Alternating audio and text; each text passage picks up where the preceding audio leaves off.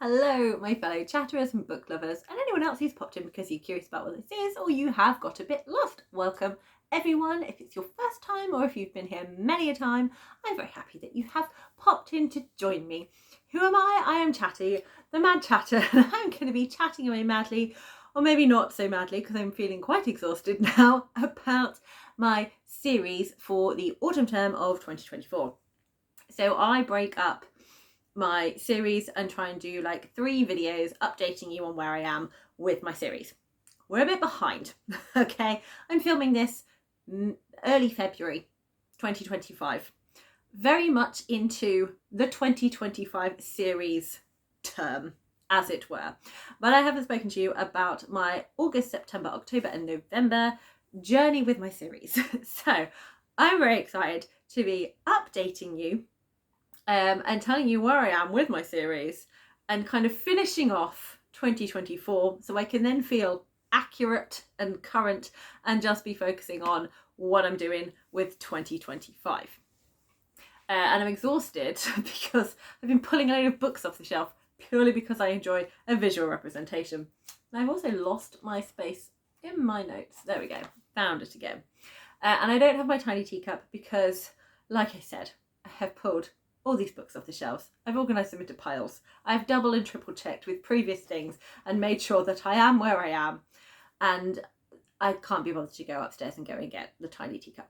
So we're going to imagine that this teacup is tiny. Maybe if I put my head here, there we go. I can't quite manage perspective because it is full of tea and I don't want it to slop everywhere. Anyway, tiny teacup gimmick, but I'm doing a real mug of tea. Clink, clink, clink, clink, clink. Cheers, everyone. It is one shot. There is no editing. I didn't explain what my gimmick is. I am just keeping the camera rolling, and I have the power of pause to stop and start and switch angles so that I can refresh my book stacks so there's less faff in theory.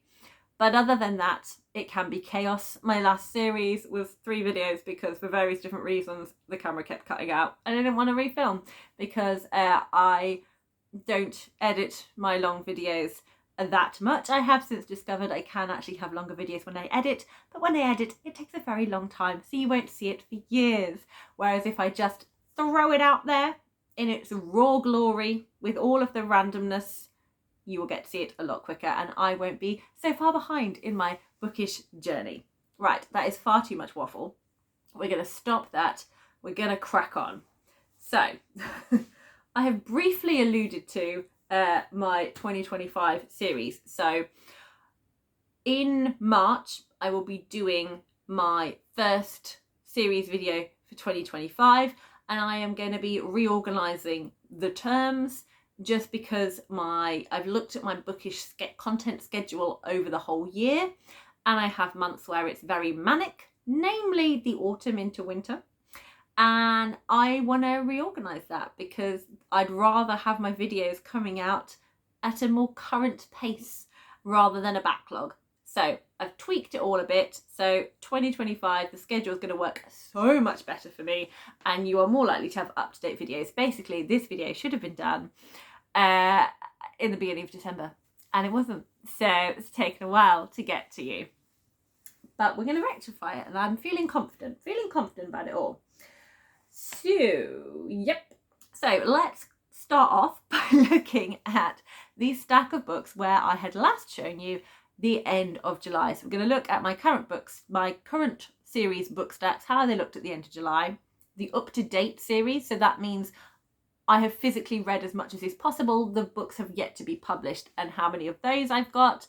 And then we're going to look at how the stacks shift because over August to November, the series I'm currently reading have had their next book out. So I'm no longer up to date with several of them. So that changes the stack. So we're going to have a look at that. And then I will go through books, series I have started, series that I have progressed with, well done me, up to date with, equally well done me, and have finished, super well done me. And then we'll look at what the stacks look like at the end of November. And then because it's the final video of 2024, I'm just going to wrap up a bit and kind of reflect on how well I did with my series in general over the year and how it compares to the previous year of 2023. So let's go to those book stacks and see what they look like at the end of July. here they are. Here are my books from what they looked like at the end of July. There are 22 series I am currently in the middle of reading. So we have the Maya Angelou autobiography series. We have Ken Follett's Knightsbridge series, which is the Pillars of the Earth. We have M.G. Leonard and Sam Sedgman's Adventures on Train series, Maria Kuznier's Ship of Shadows series, T.L. Huchu's the Library of the Dead series. I think it's got Edinburgh. I think it's called the Edinburgh Night series, actually. Yeah, first book being Library of the Dead. We have the Evelyn Jones series by Phil Hicks. Oh, sorry, Library of the Dead is by T.L. Huchu. We have the Beartown series by Frederick Buckman. We have the Conductor's Magic and Murder series by Nicole Glover. We have the Celestial Kingdom duology by Sulin Tan. We have Her Majesty's Royal Coven series by Juno Dawson. B.B. Alston's Amari and the Bureau of Supernatural Investigation series. S.A. Chakraborty's Daevabad trilogy. We have V.E. Schwab's Darker Shade of Magic trilogy. Sarah J. Maas's Akatar series, Rebecca Schaffer's series, first book being City of Nightmares, Vanessa Len's series, first book being Only a Monster, Rebecca Ross's Divine Rival series, Tola Okaguri's Onyeka series, Brandon Sanderson's Stormlight Archive, Kerry Burnell's Wilder Than Midnight series, Robert Jackson Bennett's Founders trilogy, and Anna James's Pages and Co series. So there they are, all ready for me to continue with. And here are my up-to-date series, of which there are 10. I have Zirin J. Zhao's Iron Widow series, Chelsea Abdullah's The Stardust I can't speak. Chelsea Abdullah's The Stardust Thief series, which is called the Sansi trilogy. Hafsa Faisal's A Tempest of Tea series. Okay, well, I've worked something out. I could not find my copy of Brandon Sanderson's Rhythm of War. It's because I put it in the currently reading stacks instead of the up-to-date stacks, because that's where it should be. Marvellous. Well, that's that mystery solved, and possibly my numbers skewed as well. Anyway, we'll continue. Brandon Sanderson's Stormlight Archive series is currently up to date as it stands at the end of July. Jessica Townsend's Nevermore series, Marie Monterrey Adebisi's Koku Akambi series, Maya Ibrahim's Spice Road series, John Gwynne's Bloodswan saga, Gabby Burton's Sing Me to Sleep series, and Adeline Grace's Belladonna series.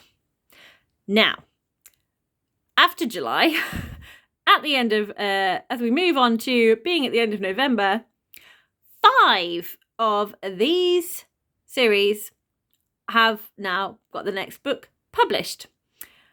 So let's move those to the current series, and I will give you the rundown. So that means now in November, at the moment, going into the autumn term, we only have 5 up-to-date series. Iron Widow, the Sansi trilogy, Tempest of Tea, Stormlight Archive, and Nevermore. The second book in the Sing Me to Sleep duology by Gabby Burton is now out, which is called Drown Me with Dreams. The second book in Maya Ibrahim's Spice Road series is now out, which is called Serpent Sea. The second book in the Coco Akanbi series by Maria Monteiro Adebisi, The King of Lost Souls, is now out.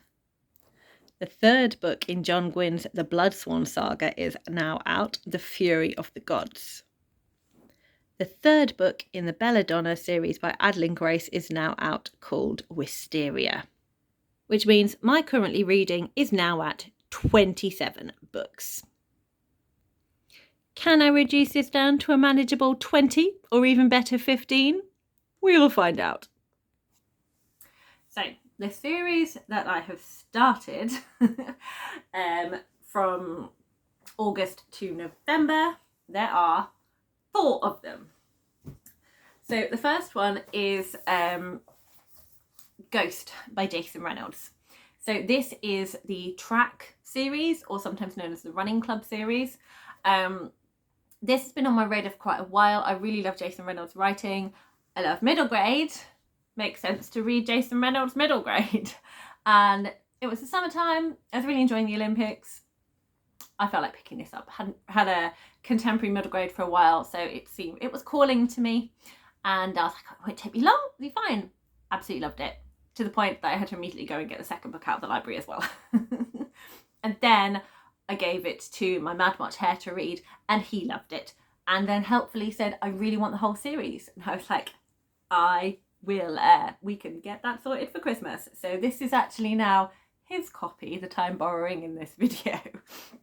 So Ghost is from a particular council estate. He's got a very sort of like, he's got a bit of a traumatic past, where around his dad, him and his mum live together. She works a lot of hours to make ends meet, but Ghost doesn't always have a lot of money floating around.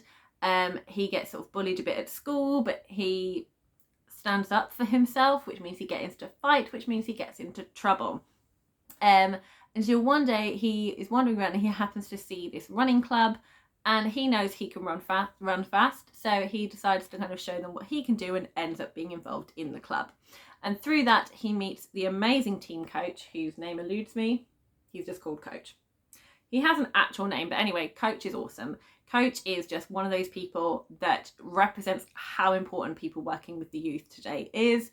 He basically shows Ghost that he's got something to live for. He's got something to do other than survive. He's got a talent, he's got a skill, he's got somewhere to channel his energy.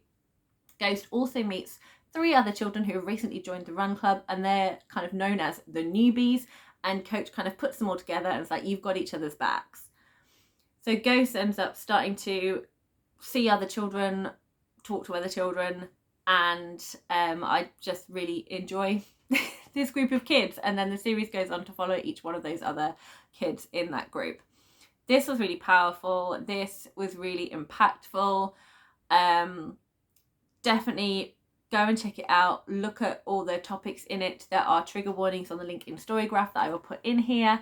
And it was just fantastic. I just whipped through this and, like I said, went and picked up the next one. I then had another book from the library. It was one of the books from 2024 that I really was looking forward to and really wanted to read. And it is a book by Abby Elphinstone. I have Abby Elphinstone. Haven't got it out the library. This is another one of her series. This is Rumble Star. I'm just holding up as a placeholder. So it's going to go in the stacks as a placeholder. But it was Ember and the Thunder of Dragons, which I've been incorrectly being called Ember and the Thunder Dragons. So thunder as a collective to describe dragons, which I think is very cool. So Ember Spark and a Thunder of Dragons. So Ember, again, has her own sort of difficulties at home because of things that have happened in her family, and she's kind of withdrawn a bit from her friends, withdrawn a bit from the world, and is sort of struggling. And her teacher, again, we have another wonderful, encouraging teacher who basically pairs her off with another child and kind of encourages them to go out. She's got a task for them. They need to go and seek this person. And they end up getting involved in magical veterinary. So they meet all these wonderful, fantastic creatures. They are then on this mission to protect these magical creatures. And both the children go on their own journey, go on their own exploration of friendship, and look after magical creatures as well. It is sort of, the age range for this does feel a bit younger, but it's got all of that wonderful whimsy. It's very heartwarming. It's exactly what I expect from Abby Elphinstone. And I had a lovely time with that one too. And then another final middle grade that I'm going to be talking to you about, and this is one of the 2023 Middle Grade Readers' Choice Award top 5 books, and it is Greenwild by Parry Thompson. So this first book is called The World Behind the Door. So it's a portal fantasy. We follow Daisy, who's got a wonderfully close relationship with her mum, and her mum has to go on this sort of journalist important mission to go and report on a situation that's very dear to her heart but dangerous. So she doesn't want to take Daisy with her on this occasion. So Daisy's put into a boarding school for her own safety. But the boarding school and Daisy are not a good fit. And Daisy feels threatened by some of the people at the boarding school and has to make a run for it. So she has to run away from boarding school. She finds an ally in a lovely cat, and they discover through things that her mum had hinted about, they end up in Greenwild, this portal world where they protect wild spaces of natural beauty. And the one that Daisy ends up in is called the Greenwild. It's got some really nice themes of immigration, of looking after your environment, and also a load of wonderful magical whimsy. And Daisy's relationship with other children, other adults, and finding out her own family story and what it means to be someone from Greenwild. It really kind of pulled at my heartstrings, and I did get quite emotional reading this, and I did cry at certain points. So yeah, this was a wonderful, again, another brilliant middle grade fantasy that I really enjoyed. Okay, my one adult series that I have started within this term. One I wasn't intending to start, but as there was a book signing, it seemed like the perfect opportunity for me to earn this book from under my bed and actually start reading it, and that is the Magic of the Lost series by C.L. Clarke, and this is their first book in it called The Unbroken. Here we follow Terrain. She comes from... It doesn't tell us. It will tell us in the wonderful map we have at the beginning. Khazal. Terrain comes from Khazal, but the Empire Balladeer has conquered a lot of land, including Khazal, and made it part of their empire. So we have themes of colonialism in here. Terrain was taken as a child from Khazal and raised in Balladeer as a soldier, and has then been brought back to Khazal to keep the peace there, and is essentially fighting against her own people. So there's all sorts of layers of difficulties.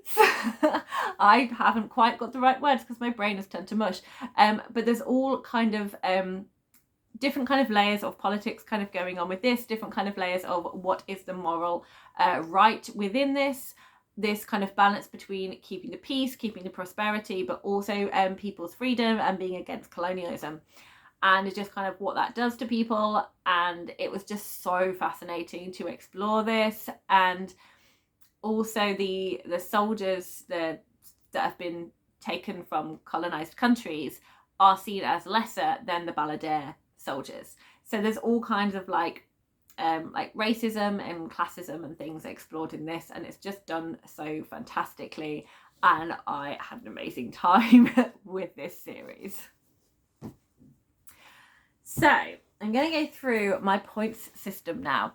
So because I think you put a lot of work into continuing series, but if you've got a really long series, you don't feel any satisfaction until you finished it and then knocked it down. So to give myself more of a oomph at that I'm doing such a good job of progressing with my series, I've allotted points.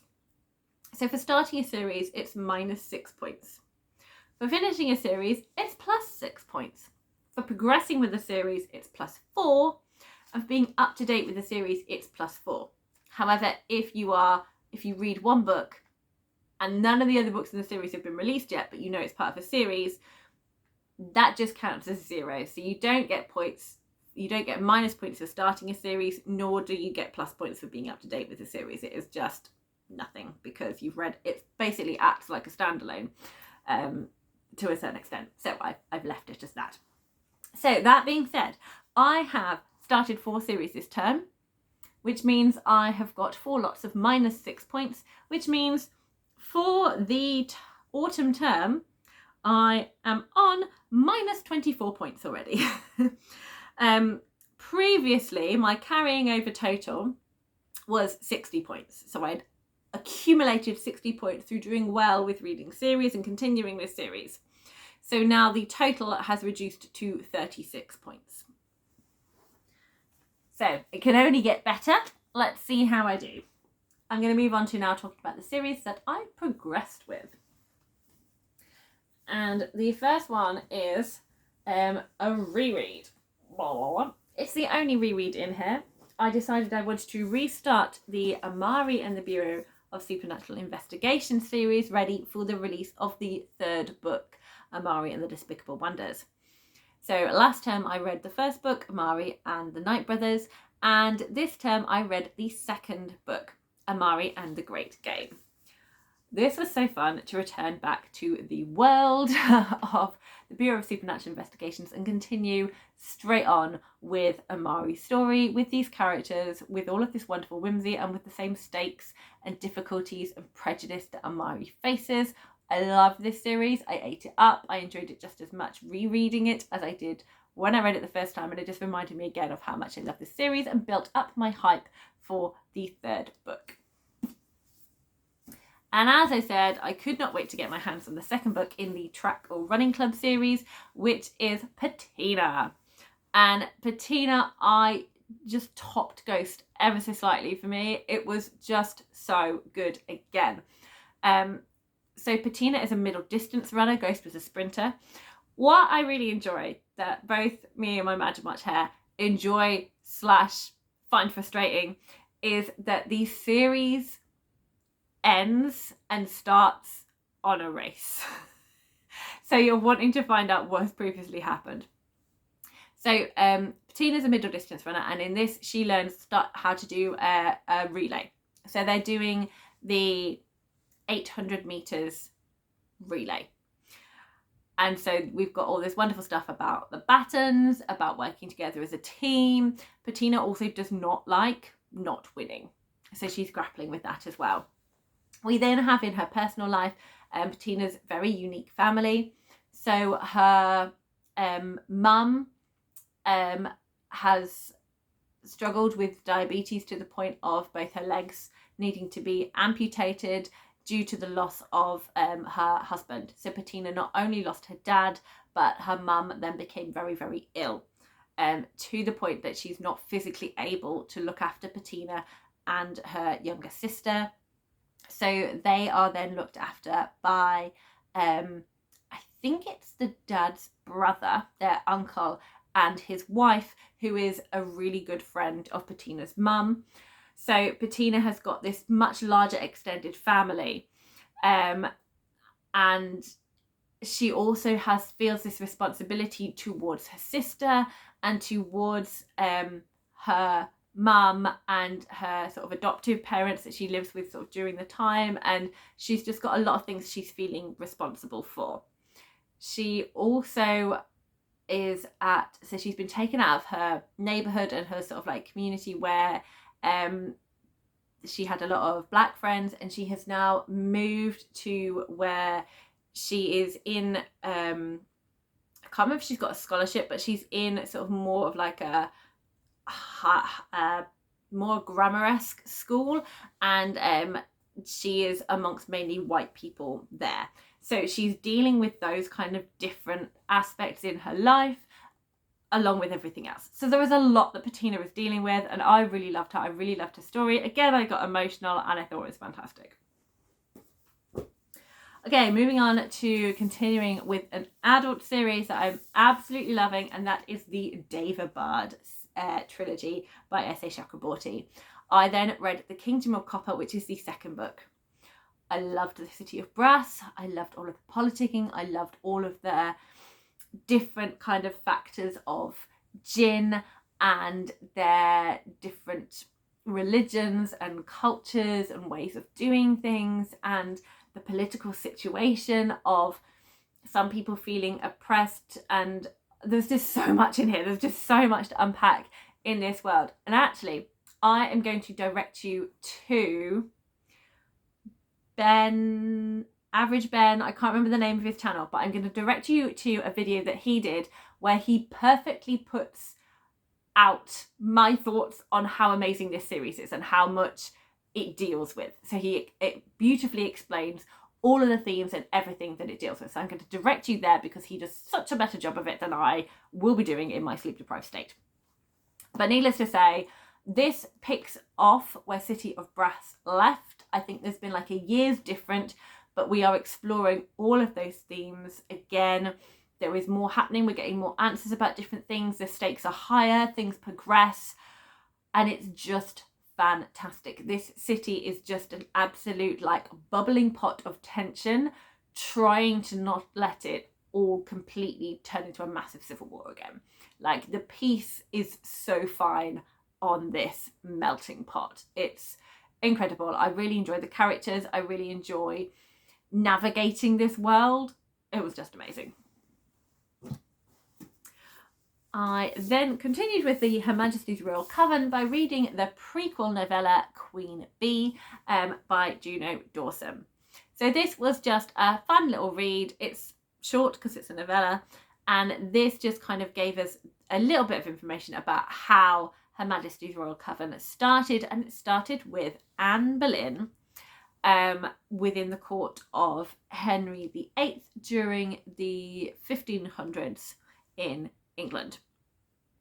So we have two different timelines here. We have the present day timeline where Anne Boleyn has just been executed, and they are trying to find their feet. They are trying to work out how safe they are and where they go from here.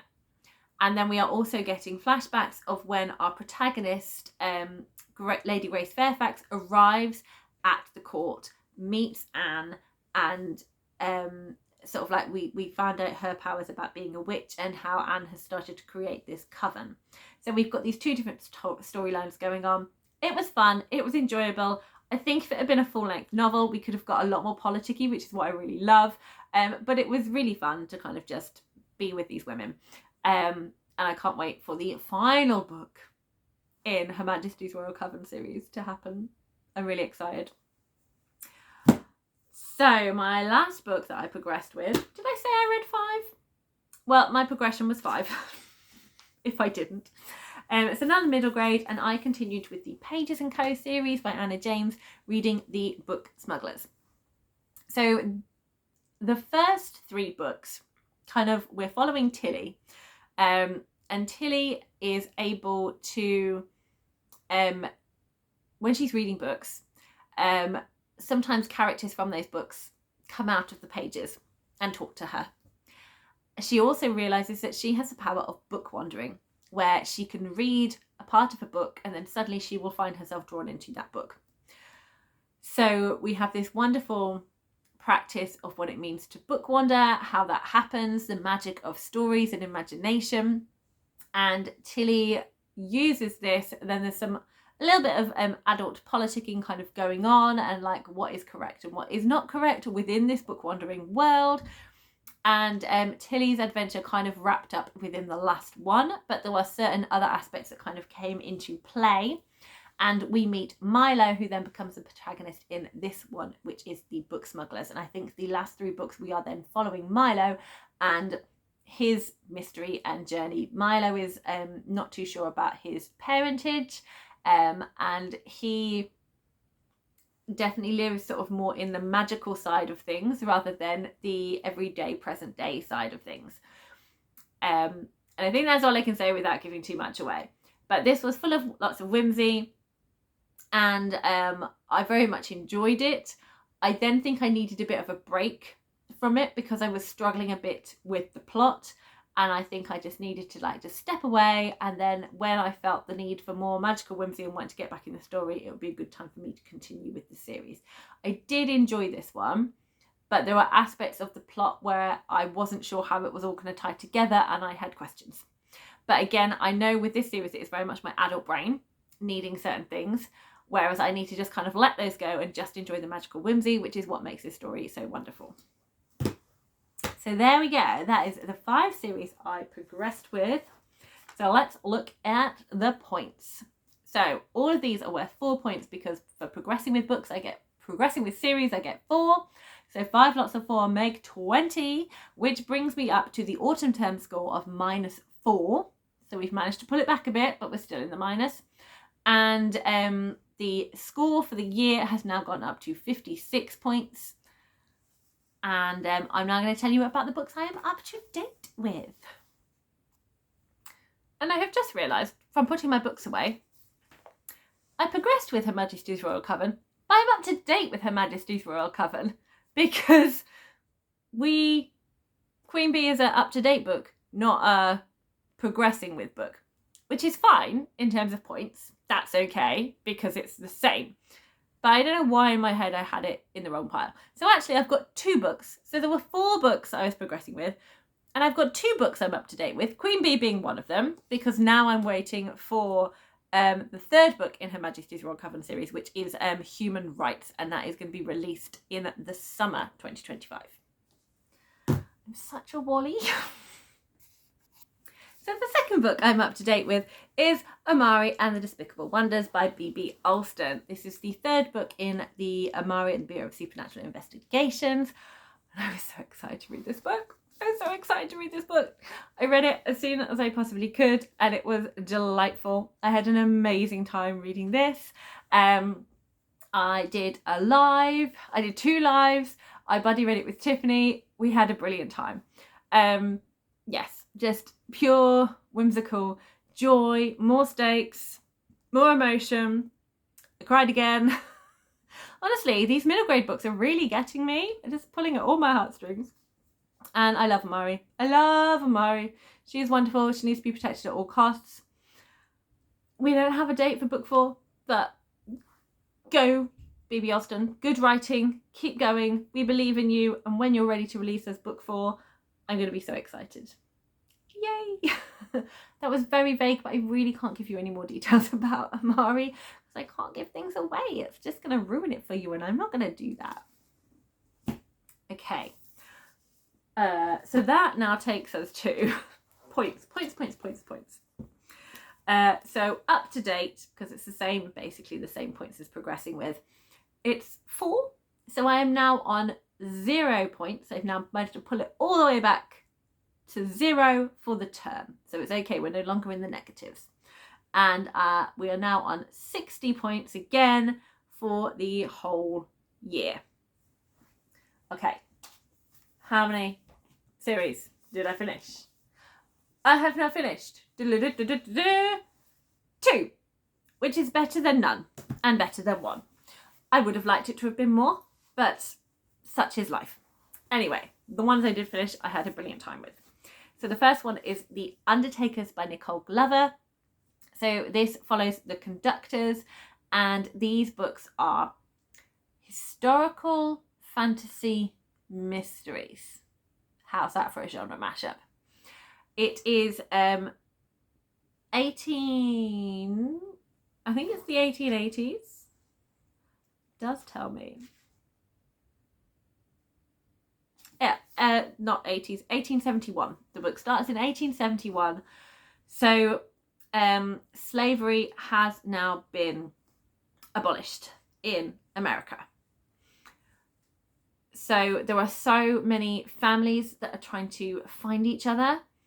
They're building new communities. They're trying to thrive in the freedom and prove that they are worth just as much as any other person.